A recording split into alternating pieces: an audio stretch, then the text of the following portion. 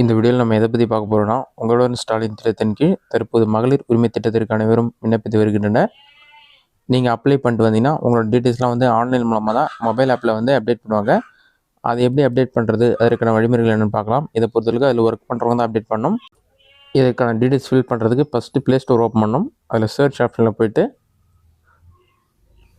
மகளிர் உரிமை தொகை ஃபார்ம்னு சொல்லி டைப் பண்ணுங்கள். அப்படின்னா KMUT ஃபார்ம்னு சொல்லி டைப் பண்ணுங்கள். அந்த மாதிரி நீங்கள் டைப் பண்ணி வைக்கிறீங்கன்னா ஃபஸ்ட் எழுதுனே KMUT ஃபார்ம் என்ட்ரின்னு சொல்லி ஒரு மொபைல் ஆப் ஷோ ஆகும். இந்த ஆப் ஜஸ்ட் 2 MB தான் இருக்கும். இதை இன்ஸ்டால் பண்ணி ஓப்பன் பண்ணுற மாதிரி இருக்கும். இதில் டீட்டெயில்ஸ்லாம் கொடுத்துருப்பாங்க.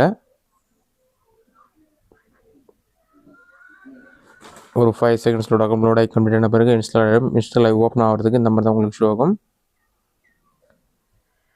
எனபிள் அந்த மாதிரி லொக்கேஷன் ஆப்ஷனில் எனபிள் பண்ண சொல்லிடுவாங்க. அதில் எனபிள் பண்ணிவிட்டு அலோ கேட்கும். அலோ கொடுத்து அதில் யார் ஒர்க் பண்ணுறாங்களோ அவங்களுடைய மொபைல் நம்பரை என்டர் பண்ணி லாகின் பண்ணுற மாதிரி இருக்கும். சைன்இன் ஆப்ஷனை கொடுத்தோன்னே OTP வரும். OTP வெரிஃபை பண்ணிவிட்டு லாகின் பண்ணுங்கள்.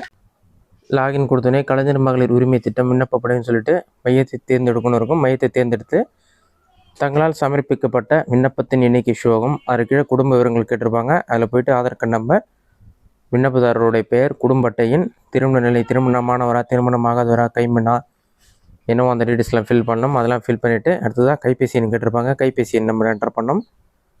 நெக்ஸ்ட்டு முகவரி வந்து உங்களோட டிஸ்ட்ரிக்ட் தாலுக்கா செலக்ட் பண்ணிவிட்டு ஃபுல் அட்ரஸ் என்டர் பண்ணுற மாதிரி இருக்கும்.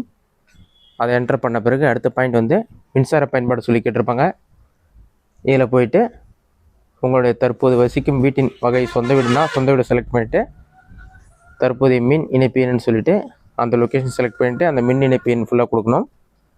EB பில்லே வந்து EB பில் நம்பர் கொடுத்துருப்பாங்க. அந்த நம்பரை வந்து என்டர் பண்ணுங்கள்.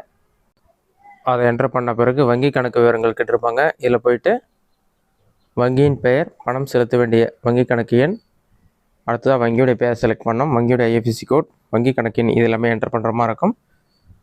ஆதார் இணைக்கப்பட்ட வங்கி கணக்கில் பண உறவு வைக்க சம்மதமானு சொல்லி கேட்டிருப்பாங்க. அதை ஆம்னு கொடுக்கணும்.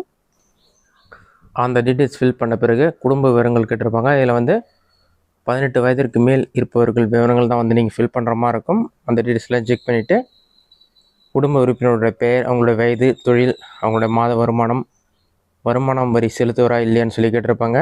அதை ஆம் கொடுத்துட்டு அந்த டீட்டெயில்ஸ்லாம் என்டர் பண்ணணும். இல்லைன்னு கொடுத்துட்டு நீங்கள் எதுவுமே ஃபில் பண்ண தேவையில்ல. இல்லை ஆப்ஷனை மட்டும் டிக் பண்ணிடலாம். நெக்ஸ்ட்டு மொத்த குடும்பத்துடைய ஆண்டு வருமானம்னு சொல்லி கேட்டிருப்பாங்க. ஆண்டு வருமானம் ஏற்கனவே அவங்க வந்து எவ்வளோ சொல்லியிருக்காங்களோ அதுக்குள்ளே இருக்கணும். அப்போ தான் உங்களுக்கான பணம் கிடைக்கும்.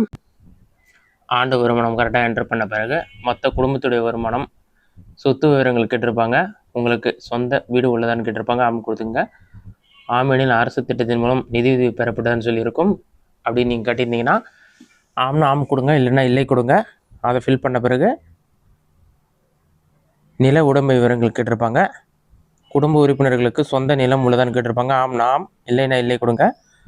ஆம்னா 5 ஏக்கருக்குள்ளே இருக்கானு சொல்லி கேட்டிருப்பாங்க. அது என்ன டீட்டெயில்ஸோ அதை ஃபில் பண்ணிக்கிங்க. அதை ஃபில் பண்ண பிறகு நெக்ஸ்ட்டு அடுத்த ஆப்ஷன் வந்து வாகன விவரங்கள் கேட்டிருப்பாங்க. உங்கள்கிட்ட 4 சக்கர வாகனங்கள், கார், ஜீப் எல்லாம் இருக்கான்னு கேட்டிருப்பாங்க. ஆம்னா ஆம் கொடுங்க, இல்லைனா இல்லை கொடுங்க. ஆமெனில் அந்த வாகனம் அரசு திட்ட மானியத்தின் மூலம் பெறப்படுதுன்னு சொல்லி கேட்டிருப்பாங்க. அதுவும் ஆம்னா ஆம் கொடுங்க, இல்லைன்னா இல்லை ஆப்ஷன் வந்து டிக் பண்ணிக்கோங்க. அது எல்லாத்தையுமே நீங்கள் ஃபில் பண்ண பிறகு உறுதிமொழின்னு சொல்லி உங்களுக்கு ஒரு ஆப்ஷன் வரும். இது எல்லாமே பார்த்தீங்கன்னா டீட்டெயில்ஸ் எல்லாமே கொடுத்துருப்பாங்க. டேர்ம்ஸ் அண்ட் கண்டிஷன் எல்லாமே ஒவ்வொரு பாயிண்ட் நீங்கள் டிக் பண்ணுற மாதிரி இருக்கும். அது எல்லாத்தையும் ரீட் பண்ணி பார்த்துட்டு டிக் பண்ணுற மாதிரி இருக்கும்.